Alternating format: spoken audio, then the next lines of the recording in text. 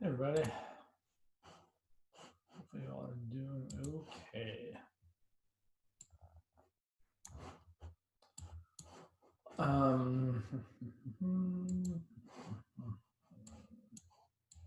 So here is the usual stuff. Excuse me. So I want to ask you guys a couple questions. What do they have?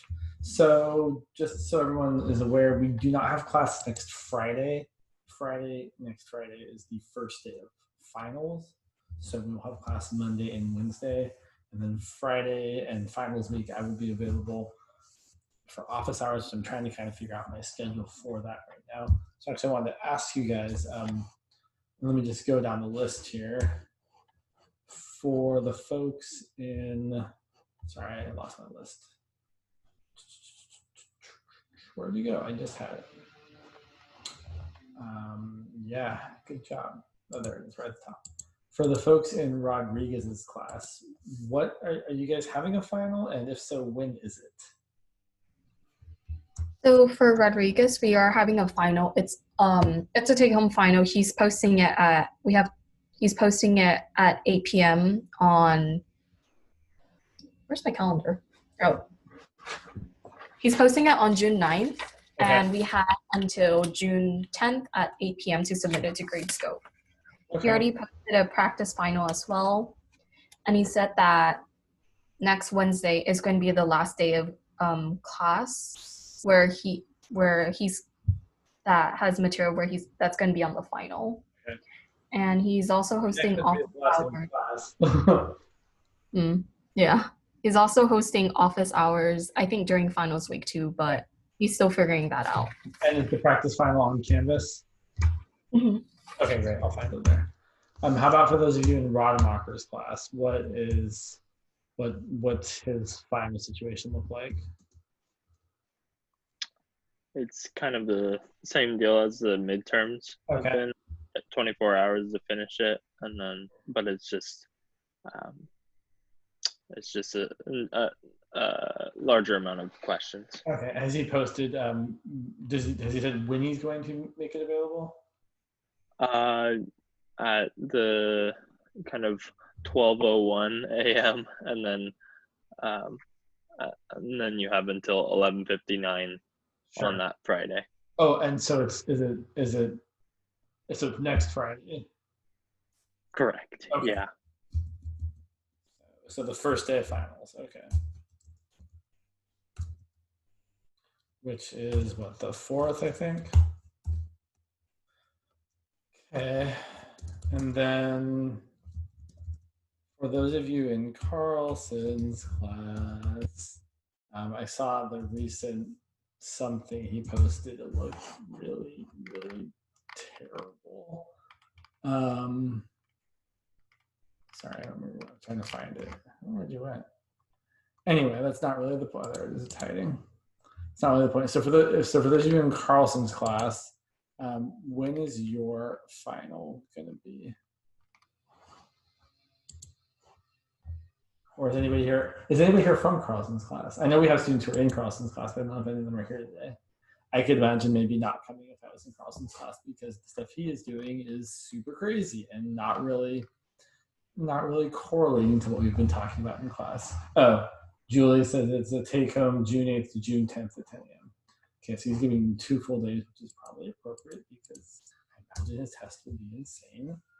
So June 8th to June 10th at 10 a.m. Okay, great. So while we do not have class next Friday, I do think I will be available for sure during class time next Friday, especially to those of you in Rademacher's class if you have questions. Now, of course, I can't help you with your exact final questions because that wouldn't be okay. But if we look at the questions together, I can certainly explain things generally and talk about like something similar but different. So I will definitely be available on Friday at class time, and once I talk to my other 2 classes about what their finals look like, I'll try to make my final schedule available to you all so that you know when and where I'm available. But I will, let's see, let me look at my calendar here real quick. June. So obviously I'll try to make myself available for all of you guys early next week, since you all have, aside from Rademacher, since the Rodriguez and the Carlson folks both have tests that are due on the 10th. So I'll try and be available for you guys on the 8th and the 9th. All right, let's see. And that reminds me, I should actually, let me spread myself a note here. Ask my 16B stats students, because I won't see them until Tuesday. I'd probably like to get this settled before then.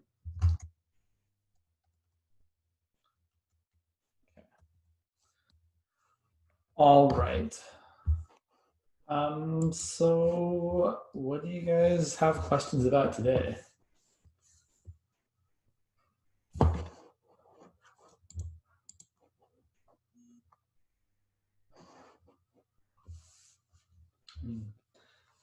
I feel like we're still talking about probability, but if there are other things, or if this, I mean, we can still do more probability stuff. I'm just kind of, I will be honest, I am grasping for examples at this point. So I can certainly talk about things, but I need a little bit of, what's the word I'm looking for? Inspiration, I suppose. Rodriguez says that, oh, wait, who should go? Sorry. Wait, who's got, is it my, do I go or? Go for it. Go for it. Sorry. Rodriguez said that he's going to, we already covered this, but he said that he's going to start covering problems that uses tree diagrams. Okay. Next week. Yeah. Okay.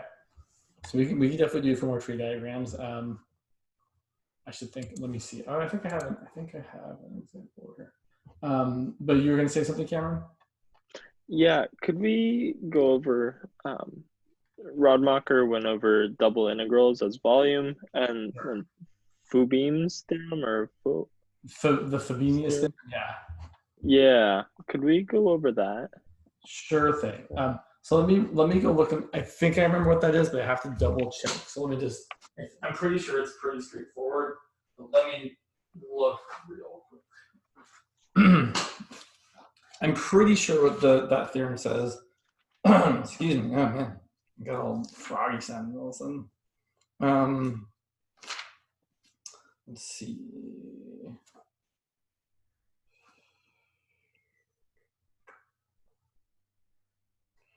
Okay, come on, where are you? Is it really not in the index anywhere? Fine, I'll just Google it.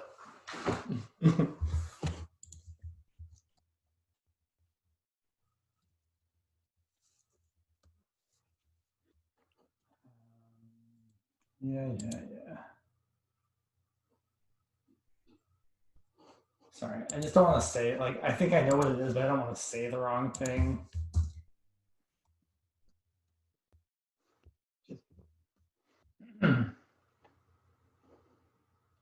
Okay. Well, geez. Let me get my other book. Sorry, guys. I feel like So what I think the Frobenius theorem says, although I'm not 100% positive, but I'm pretty sure what it says is that if you have an integral where the limits of integration are just constants, you can switch the order of integration without any kind of worry. There's no problem switching the order of integration if they're just constants. But I would like to actually verify that. So let me double check here.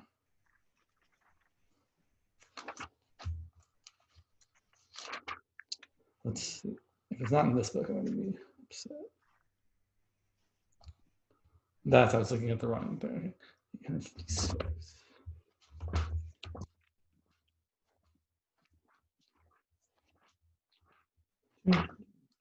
Let's see here.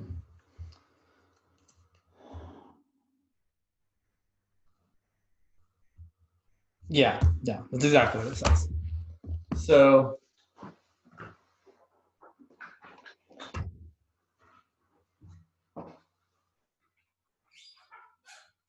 I'm gonna suppose it right. So I should say, for Rodriguez's class, is your guys' final cumulative? Okay, so it doesn't hurt for you all to see double integrals again as well. They certainly could be on there. And I believe Carlson also, I don't remember. I gotta be honest, I don't know what Carlson's been doing.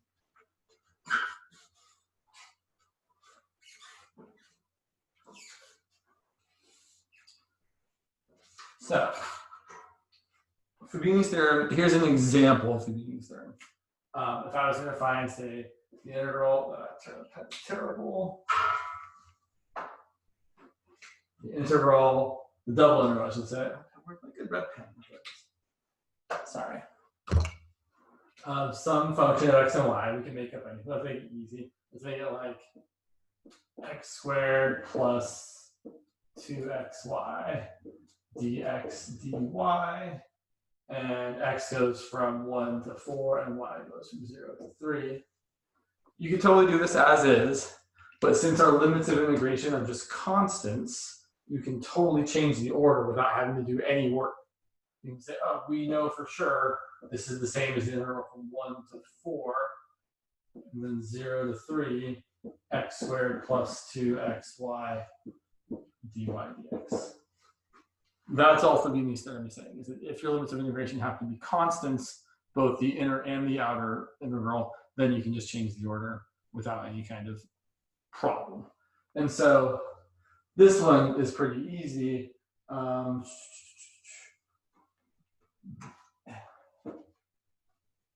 here's a problem.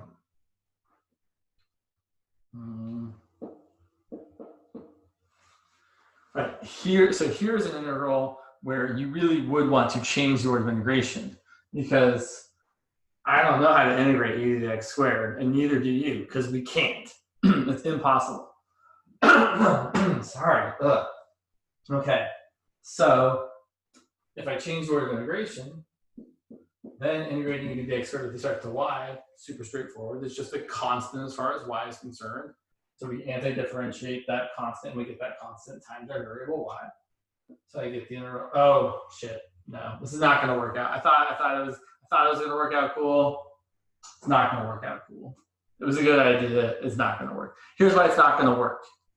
My wife is laughing hearing me say, like, I thought it was going to be good. It's not going to be good.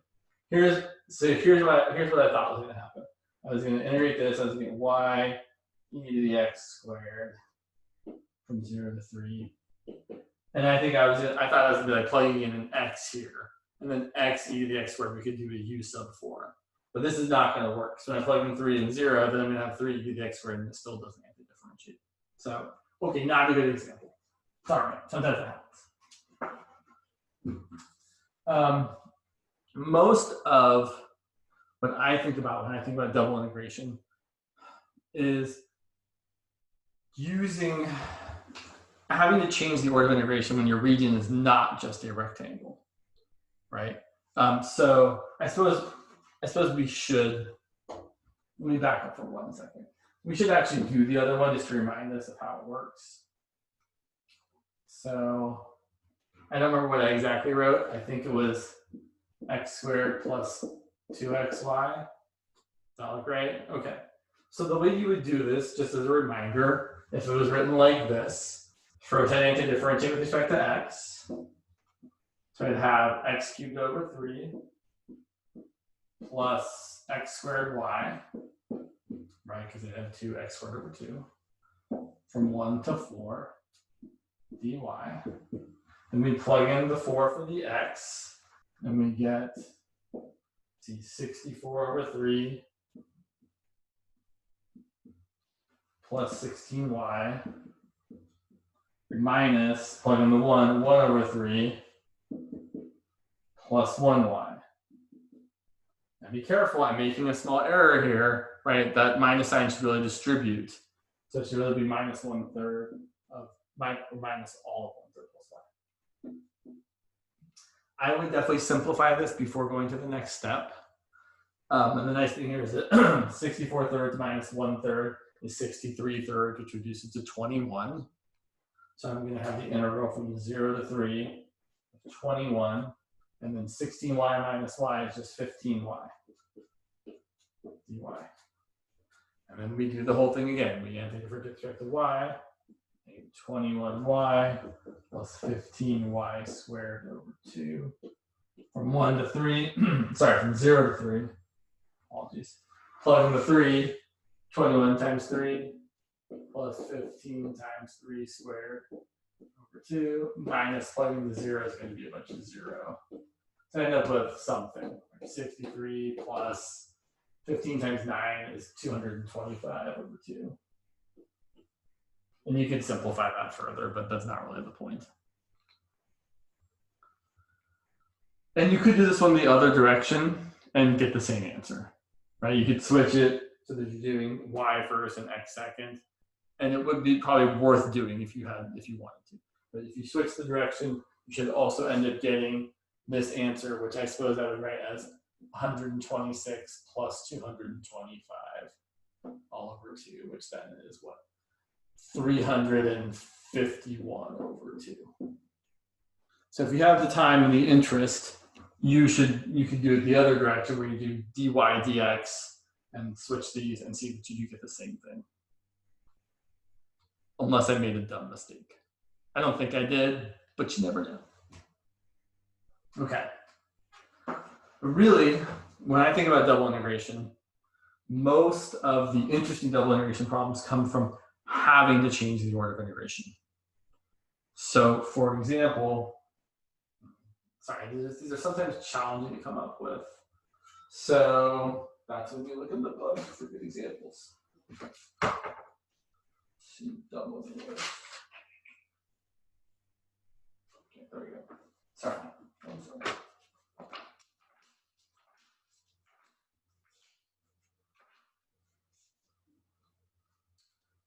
Sure, we definitely did some of these before.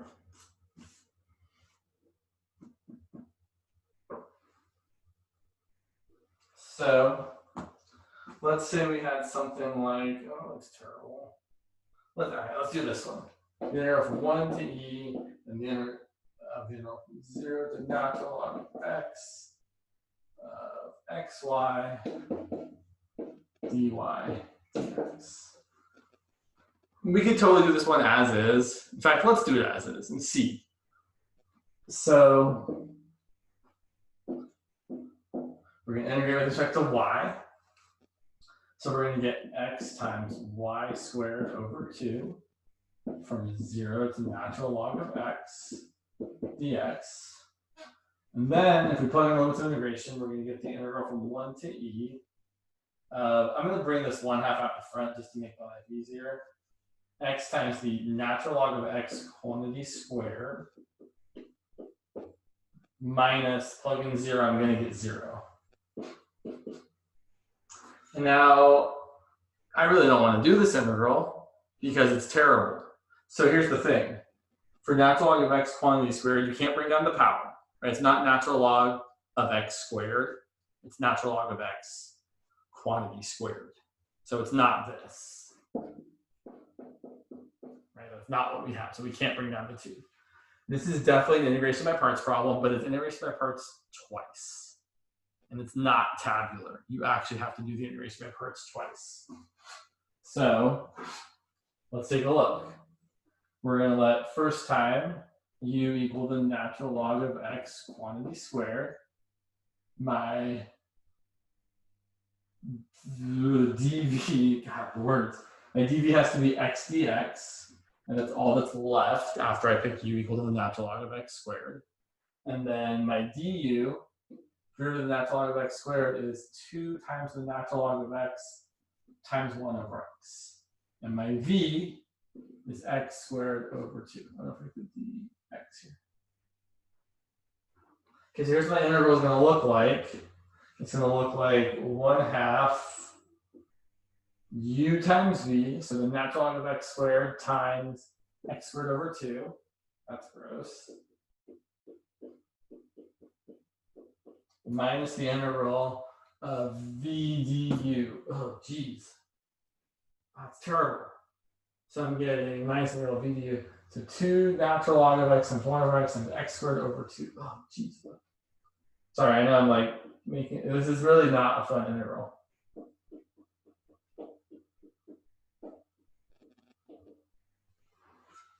Blah.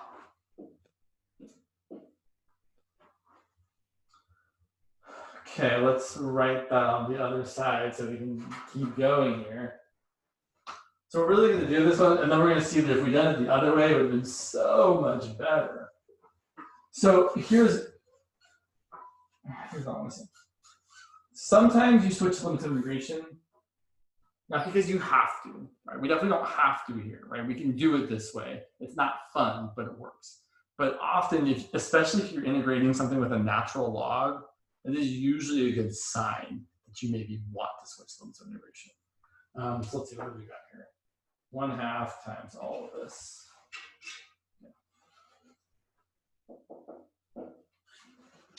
Natural log of x squared, x over 2.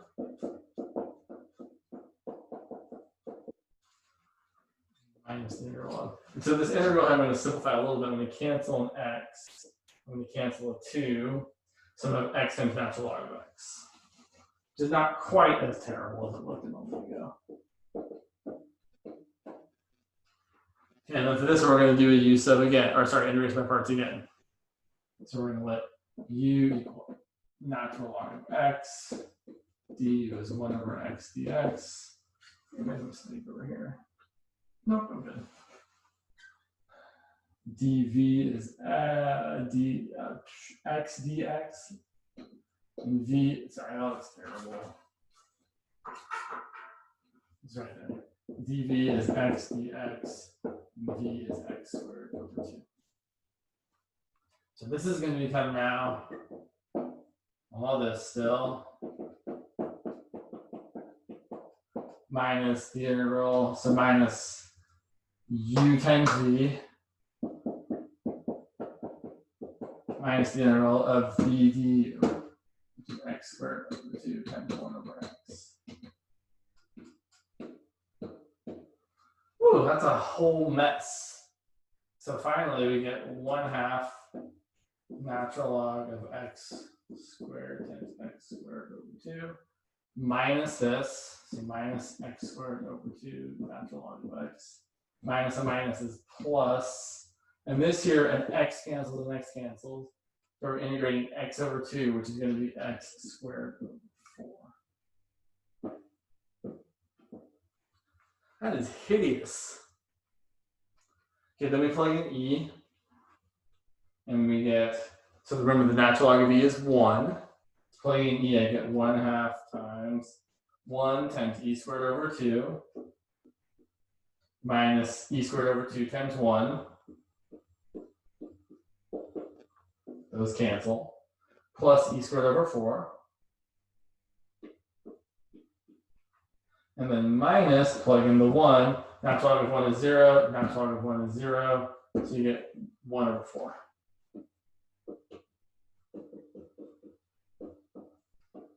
So we end up with e squared over 4 minus 1 over 4. So we get e squared minus 1 over 4 times a 1/2 is going to give us 8. It's kind of gross, I'm not going to lie. So let's talk about the fact that you can do this the other way. You guys look like you want me to wait a minute though, like you're still looking at whatever, which is fine. I should say you guys, meaning Cameron and Teresa look like you want me to wait a minute because those are the only faces I can see. Not that you guys have to be able to. So one thing I do want to say is next quarter, whatever quarter that is for you, whether it's summer or fall, well, not that you guys have any more math classes to take probably, but if you have other co-classes to take, maybe for chemistry or whatever, or just in your regular classes, I highly encourage you all next quarter when things are fresh again, and your teacher will probably also encourage you, if it is online, which it probably will be, to show your face when you can. Because we like seeing your faces. It makes it just, it feels more interactive. So yes, show your face. All right, let's do the other way, which is going to be way better. Now here's the thing about doing it the other way, or I should say, changing limits of integration. To change limits of integration, you really have to be able to draw the region of integration, right? So what we're actually imagining here is you've got some function, right? F of xy equals xy, and you're integrating over this region. So the region, right? The region, and I would start at the inside. So this is y equals 0 to y equals natural log of x. So there's y equals 0. Let's use a different color pen, James. Oh, no, we'll use red. We'll use red.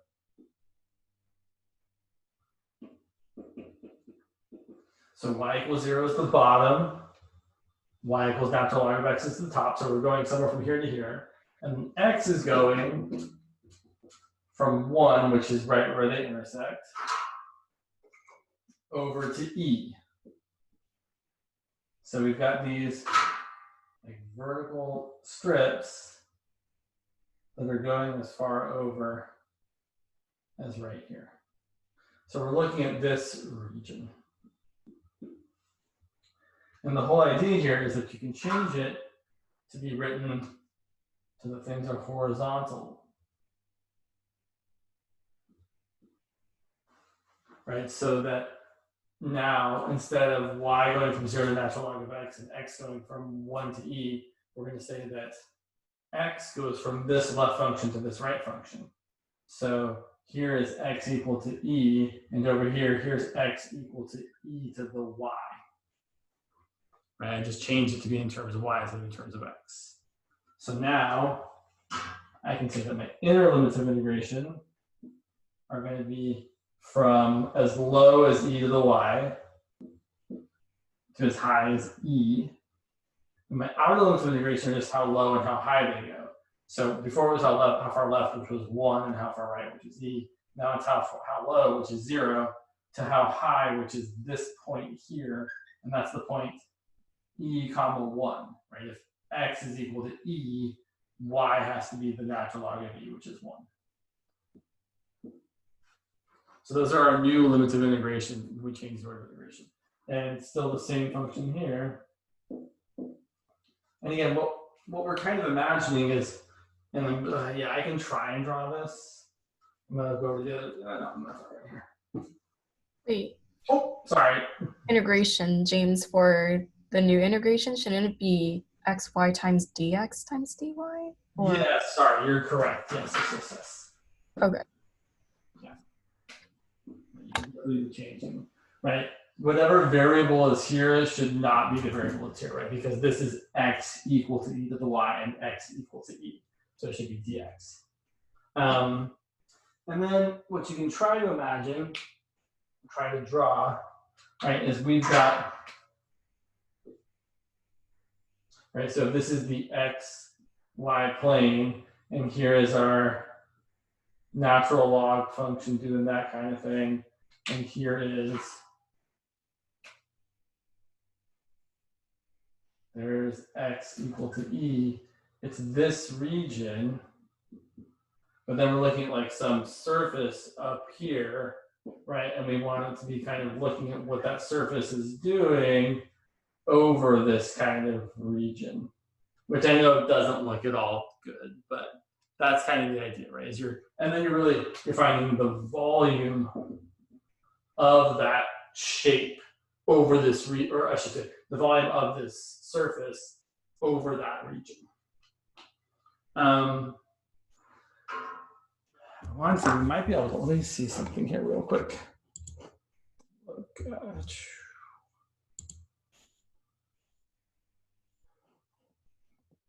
One moment.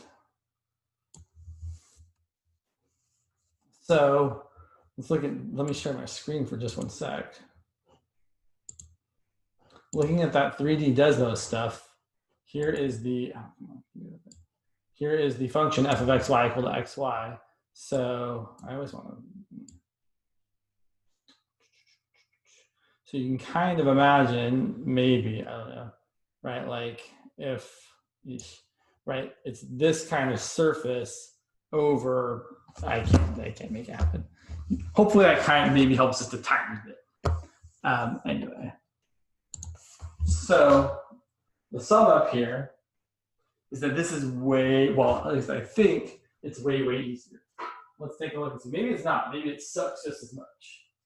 Who knows? We don't really know until we start doing it. So I'm going to integrate with respect to x. So I'm going to get the integral of xy is going to be x squared over 2 times y. Let's bring the 1/2 out.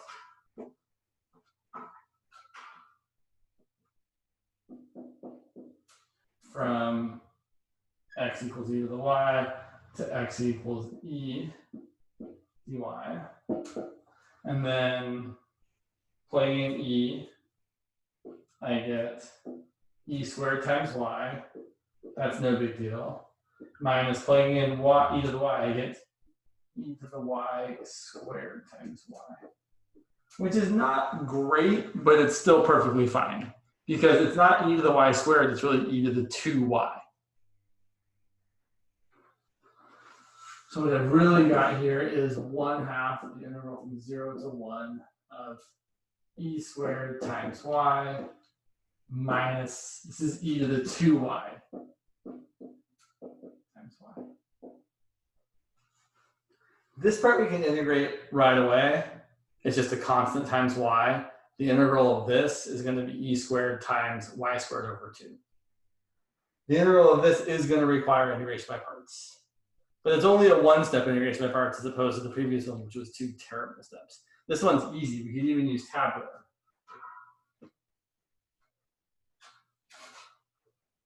So using the tabular part right here, the integral of e to the 2y, I'm going to let u equal y. And then the derivative is 1 and then 0. And then my dv is e to the 2y. The antiderivative is e to the 2y over 2. The antiderivative of that is e to the 2y over 4. So it's this and this.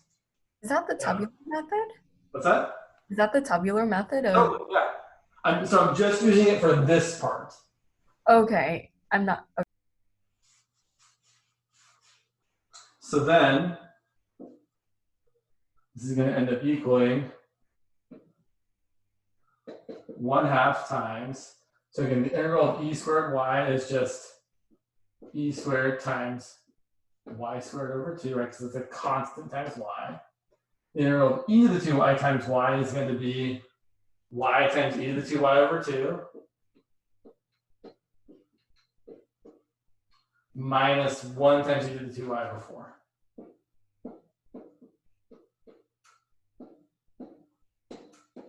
And at least in my opinion, this is less terrible. I think it's less terrible. I'm going to distribute the minus sign here. So it's going to be minus this and be plus this.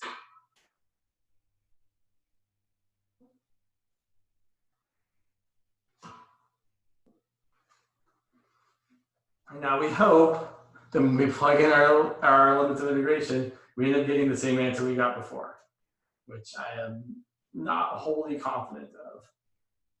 Oh, yeah. That's because I wrote the wrong thing. 0 and 1. Okay. Now we hope. I was worried because I was getting e to the e power, which seems not good. So I plug in 1 and get, let's see, e squared times 1/2 minus 1 times e squared over 2. Those cancel. Plus e squared over 4. Looking good. Minus plugging 0, and get 0 minus 0 plus 1/4. And yes, this is again e squared minus 1 all over 8. So either way you do it should work. It's just that some ways are way more terrible than others.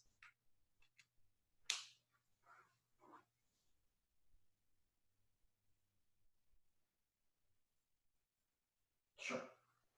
Let's do another one.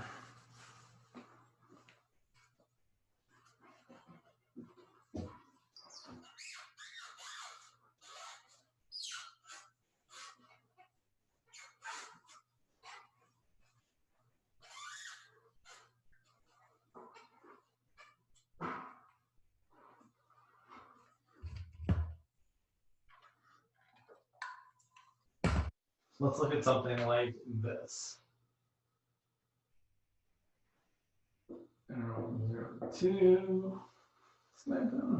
Okay. And then interval 0 to 4 minus x squared. And the integrand is x e to the 2y over 4 minus y dy dx. I should have already known it was dy dx because I have an x here. So it should be dy first and then dx second. Excellent. And this looks really challenging as is. Can you guys see that all right? Okay, I can't see it very well when I look at the screen. This is, I mean, so if I was going to integrate respect to y first, e to the 2y over 4 minus y seems really strange, right? Like I don't have a good clue. And I think usually your intuition with this kind of problem should be, if they don't already tell you just to change it, which I imagine some of them will. But if you see something like this and it just looks like I have no clue how to integrate that with respect to y, you should be thinking I probably have to change it. That's usually where people are going if they try and make it really, really hard one way.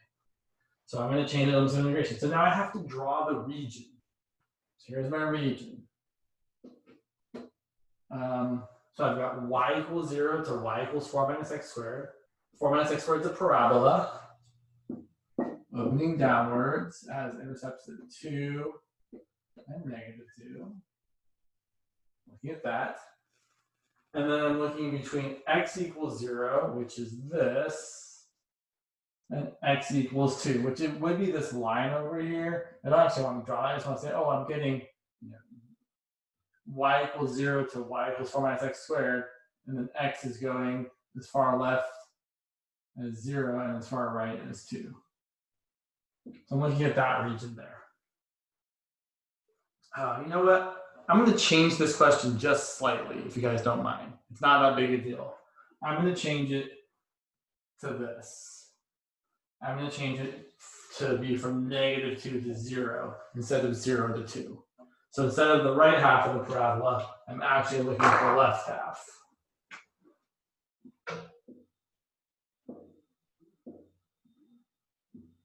So that's what I'm looking at now instead.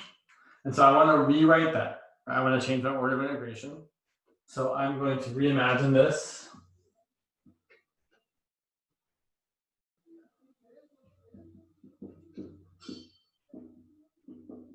Using horizontal arrows or strips.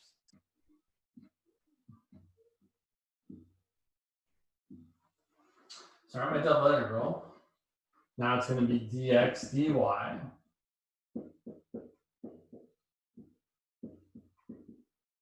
And I know my outer limits of integration are going to be, well, before they were x from -2 to x equals 0. Now they're going to be from y equals 0 to y equals 4.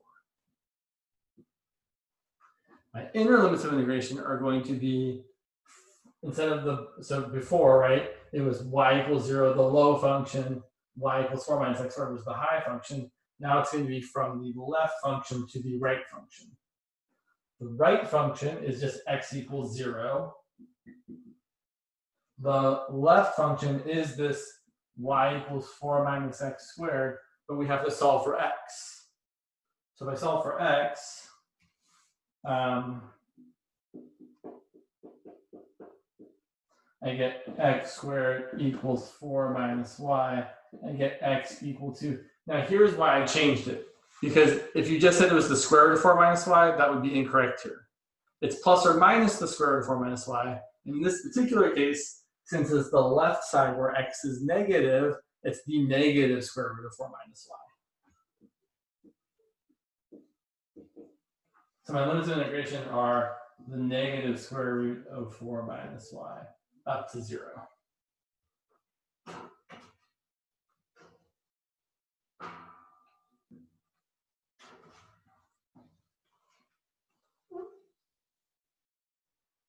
And now things are going to work out pretty nicely.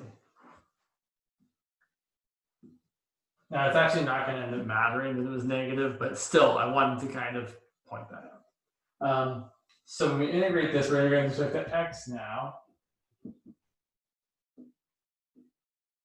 So we're going to get x squared over 2. Sometimes, I should say, sometimes when people write this, they totally kind of divorce the two variables from each other. So they write the x's times the y's if you can, right? Some people might prefer to write this as x times e to the 2y over 4 minus y. So then you can just deal with the x part, right? This is x times a constant. The integral is x squared over 2 times that same constant, evaluated between 0 on top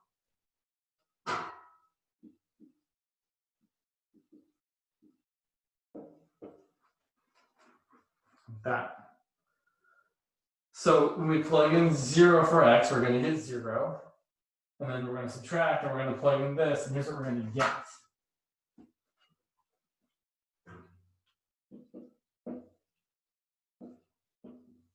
So we're going to get negative, right, because it's 0 minus whatever we get when we plug in.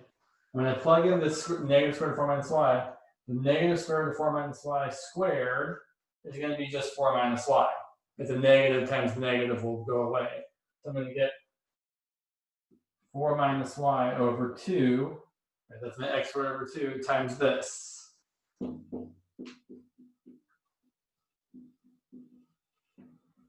Times e to the 2y over 4 minus y dy. But look, these exactly cancel out, which I'm sure is exactly what the person who wrote this problem intended to happen, right?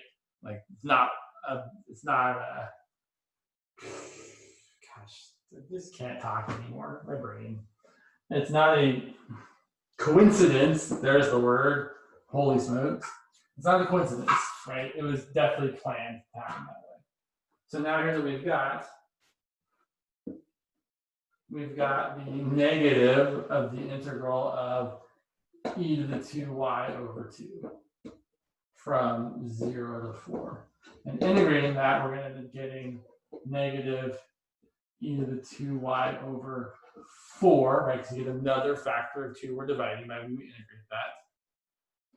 From 0 to 4, so we're going to get negative e to the 8th over 4 minus negative e to the 0 over 4.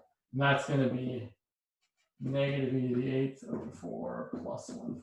Or I'd probably write that as 1 minus e to the 8th all over 4. I suppose it is worth noting that this is a negative answer, right? 1 minus e to the 8th is definitely negative. Whereas if I had done the other half on the right side, it would have been positive. And the reason why is because this function that's representing like the surface is definitely negatively valued when x is negative, right? You've got this x being negative here. It's going to be a negative times this positive. If it was on the right side, it'd be positive value. So that's why it's coming out to be negative here. Not because of anything weird, just because you've got a surface that is above the xy plane on the right side and below the xy plane on the left side.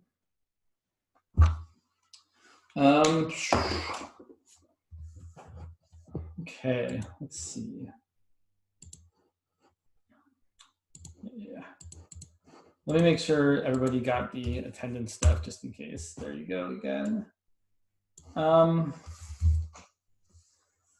We could try throwing in another example, but it's kind of, I could do another example if you guys would like, but if we don't have to, if you don't want to. I know what I was going to say. So I am intending to post a quiz for next week, but the real point of the quiz is just to give you guys a chance to get more feedback. So if you don't want to do the quiz, it is purely optional next week. I imagine you guys probably have a lot of other things going on. I'll still write a quiz. I'll post it up. I will also write up solutions to it like I have been for all the other quizzes. But if none of you do it, that is really perfectly fine. You can certainly do it if you want. I'm happy to grade it and give you feedback. But if you don't have the time to do it, which I totally get, don't do it. So it'll be there for you to look at. And if you want to do it, that's fine. If you don't want to do it, that's also fine. And that's all I've got for today, unless you guys have anything you want to ask about.